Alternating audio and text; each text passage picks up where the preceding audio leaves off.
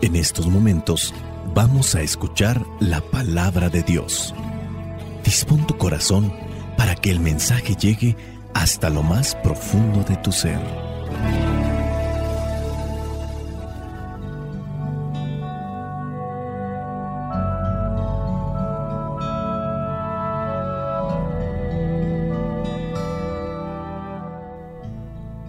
El Evangelio que la Iglesia nos presenta para el día de hoy corresponde a Mateo, capítulo 10, versículos del 1 al 7. Dice así: Jesús llamó a sus 12 discípulos y les dio autoridad para expulsar a los espíritus impuros y para curar toda clase de enfermedades y dolencias.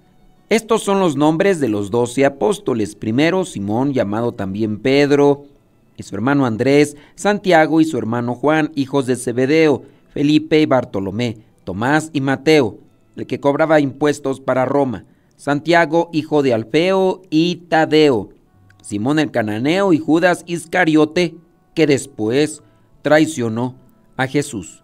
Jesús envió a estos 12 con las siguientes instrucciones: no vayan a las regiones de los paganos, ni entren en los pueblos de Samaria, vayan más bien a las ovejas perdidas del pueblo de Israel. Vayan y anuncien que el reino de los cielos se ha acercado. Palabra de Dios. Te alabamos, Señor. Señor Jesucristo, nuestro divino Salvador,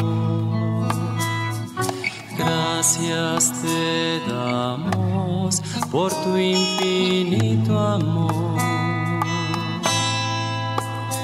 Te escuchamos en la palabra, te recibimos y adoramos en la Eucaristía, te servimos en los hermanos. Que seamos misioneros como lo quieres tú, enseñando a los hombres el fuego de tu amor. Tú sabes que el Evangelio se repite cada año y cada año buscamos hacer reflexiones diferentes. Ya tenemos muchos años haciendo estas reflexiones y también las compartimos con ustedes. Algunos ya identifican incluso si es que yo les llego a mandar una reflexión del año pasado, recuerdan algunos aspectos y dicen, esta ya la hizo el año pasado. Busco entonces siempre hacer una reflexión actual con un diferente enfoque, pero que esté dentro de la enseñanza cristiana, que nos ayude para acercarnos más a Dios, también para acercarnos más a los demás y para acercarnos a cumplir con la voluntad de Dios. No es solamente conozco la palabra de Dios, puedo hacer reflexiones de ella, la he memorizado a tal punto que ya no necesito ni leer la Biblia. No es eso. Hay que buscar qué nos dice cada palabra que encontramos dentro de la Biblia. Como dice la carta a los Hebreos capítulo 4, la palabra de Dios es viva y eficaz, más penetrante que espada de doble filo. Es viva porque siempre nos está diciendo algo diferente. Yo te puedo presentar que desde el año 1998, que soy misionero, son pocas las veces que no he reflexionado la palabra de Dios. A veces una, a veces dos, a veces 3 veces al día. Y este pasaje, imagínate, desde el año 2009 que soy sacerdote, tengo a bien de estar reflexionando todos los días el Evangelio. Aún así, no me lo aprendo porque tengo una memoria de teflón. Pero aun cuando todos los años vuelva al mismo pasaje, la palabra de Dios siempre nos puede decir algo. Y hoy me enfoco en la convivencia de los apóstoles. Comienza en el versículo número 1 diciendo que Jesús llamó a sus 12 discípulos. les dio autoridad para expulsar los espíritus impuros. Ya no eran como los otros discípulos, ya no eran como los demás. Ahora ellos tienen un poder sobrenatural, es un poder que sobresale de sus capacidades y sus características meramente humanas. Lo que tenemos es de Dios. Dios nos lo da para que lo compartamos. Y con esto también quiero hacer una reflexión sobre algunos aspectos. Hace poco alguien me comentaba, un consagrado que conozco no está haciendo las cosas que corresponden a un llamado por Dios, a un consagrado. Me tocó verlo. Las cosas que está haciendo este consagrado, este llamado por Dios, no son cristianas, no son correctas. Y pregunta, ¿lo que realiza él como consagrado es válido? Hablando de los sacramentos. Y la respuesta es, sí es válido, aunque esa persona no viva lo que predica, aunque esa persona no esté viviendo conforme al llamado que recibió. Porque lo que realizamos, hablando de las cuestiones sacramentales, no es por una cuestión meramente personal. Los mismos discípulos no podían hacer las cosas por su antojo, no podían hacer las cosas por puro capricho. En el Evangelio del día de hoy nos presenta que Jesús da autoridad, da poder. Si te ha tocado conocer a un consagrado, a un religioso, a una persona que está dentro de las cosas de Dios, dentro de la iglesia y que está haciendo cosas malas, pero a la vez también está realizando su apostolado, su ministerio, como diría nuestro Señor Jesucristo a sus mismos apóstoles y discípulos cuando se refirió a los fariseos: hagan lo que ellos dicen, pero no los imiten, no hagan lo que ellos hacen. Son fariseos, sepulcros blanqueados, hipócritas, dirá Juan el Bautista, raza de víboras. No todos los fariseos eran malos, no todos los maestros de la ley eran malos. Hagan lo que ellos dicen, pero no los imiten.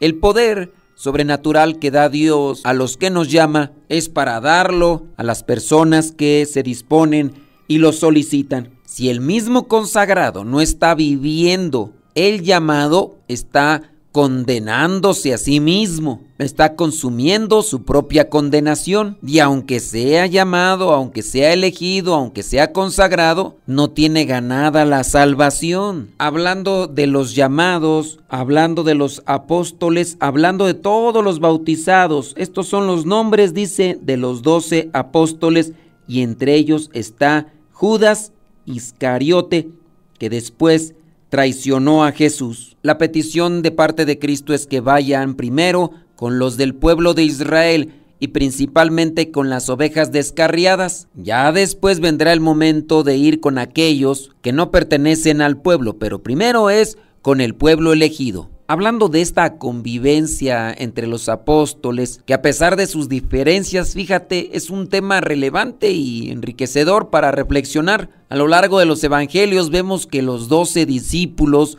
los 12 apóstoles, venían de diferentes orígenes, tenían diferentes personalidades, trasfondos culturales y experiencias de vida. Estas diferencias podrían haber llevado a conflictos más grandes de los que se miraron, divisiones entre ellos, pero también se convirtieron estas diferencias en una oportunidad para aprender lecciones sobre la convivencia, sobre la unidad en la comunidad de creyentes. Y eso también nos debe de ayudar a nosotros a reflexionar. En la medida que más tengamos a Dios en nuestro corazón, más fácil, más prácticas serán nuestras convivencias en la sociedad, convivencias en comunidad, llámese de grupos de iglesia, llámese grupos de escuela, llámese de grupos de trabajo, llámese familias sanguíneas, que es a veces lo que más cuesta. Nos llevamos muy bien con los de afuera, nos llevamos muy bien con los compañeros de trabajo, nos llevamos muy bien con los compañeros de la iglesia, y quien nos conoce en verdad y ve una diferencia, hace la distinción e incluso el cuestionamiento, porque llegan a decir: si así te portaras en la casa, si así hablaras en la casa, si así cooperaras en la casa, otra cosa sería. Como dicen allá en mi pueblo, como dicen allá en mi rancho, candil de la calle, pero oscuridad en tu casa. La relación de los apóstoles tuvo un cambio, y esa relación se fue purificando en la medida que estaban ellos conectados con las enseñanzas de Jesús. Y si bien podemos decir que uno de ellos no cambió en su totalidad, no fue porque a Jesús le faltaron enseñanzas, sino porque éste simplemente no abrió el corazón a Jesús. Y eso es lo que muchas veces pasa. Podemos estar envueltos en cosas de la iglesia, podemos incluso estar viviendo más tiempo en los terrenos de una iglesia, pero con un corazón cerrado, y por eso no nos llega la conversión. Jesucristo les enseñó a estos discípulos y apóstoles el valor del amor, el perdón y el servicio mutuo. Por ejemplo, en el Evangelio de Mateo, Jesús les instruye a amarse los unos a los otros como Él los ha amado. Y conoce muy bien quién es Pedro, y conoce muy bien quiénes son los Boanerges o hijos del trueno, y conoce muy bien quién es Judas Iscariote, y sabe lo que va a hacer. Y aún cuando conoce todas estas cosas, no los está maltratando, no los está haciendo menos o despreciando. Esta enseñanza nos muestra que en medio de las diferencias, el amor que viene de Dios y el perdón son fundamentales para tener una convivencia armoniosa y constructiva. Me cuesta mucho la convivencia con esta persona, y puede ser un familiar, pero no tiene un corazón purificado, no tiene un corazón sanado, no tiene un corazón misericordioso, se la pasa molestando, fastidiando, renegando, y a pesar de que puede estar enfermo o porque está grande de edad, se aprovecha de estas circunstancias para maltratar. Es prepotente, soberbio o soberbia, es gruñona, neurótica, y ahí es cuando decimos: ¿cómo le hago para convivir con esta persona que es insoportable? Nadie más la soporta, ni siquiera las personas a las que se les puede dar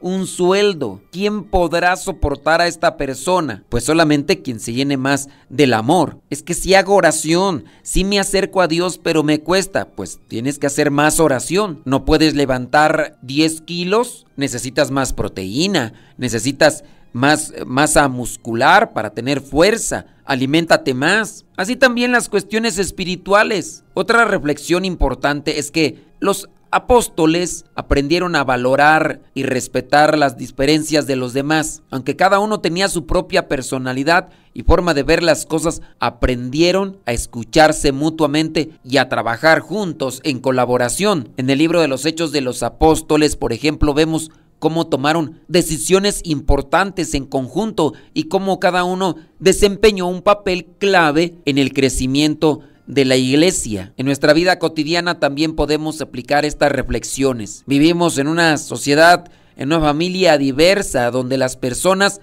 donde los familiares tienen diferentes perspectivas, experiencias, opiniones. Aprender a convivir con estas diferencias de manera respetuosa y amorosa será esencial para construir relaciones sanas y fortalecer la unidad dentro de la familia. Hay que acercarnos más a Dios, hay que acercarnos más a la oración, la meditación, la enseñanza de Jesús. Y en la medida que lo hagamos, nuestro corazón irá teniendo la figura y el molde según el corazón de Cristo. La bendición de Dios Todopoderoso, Padre, Hijo y Espíritu Santo, descienda sobre cada uno de ustedes y les acompañe siempre. Soy el Padre Modesto Lule, de los misioneros servidores de la palabra.